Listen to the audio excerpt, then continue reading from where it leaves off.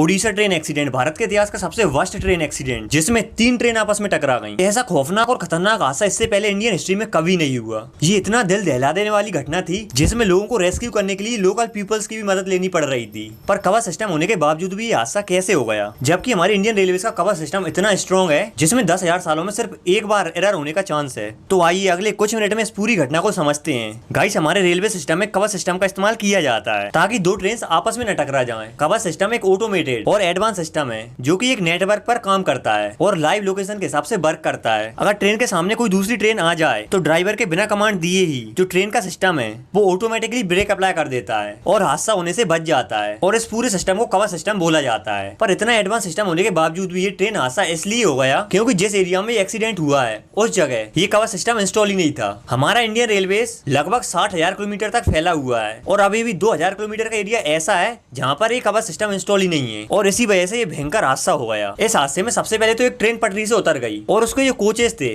वो दूसरी पटरी पर जाकर गिर गए और दूसरी ट्रेन उन कोचेस से आकर टकरा गई। इस हादसे में लगभग 288 लोगों की जान चली गई और लगभग 803 लोगों के आसपास इंजर्ड हो गए। और ये आंकड़ा सिर्फ अंदाजा है, एक्चुअल नंबर तो कुछ और ही होंगे। मेरे हिसाब से तो गवर्नमेंट को भी इस मैटर को सीरियसली देखना चाहिए और हम लोग तो सिर्फ उनके लिए प्रे कर सकते हैं।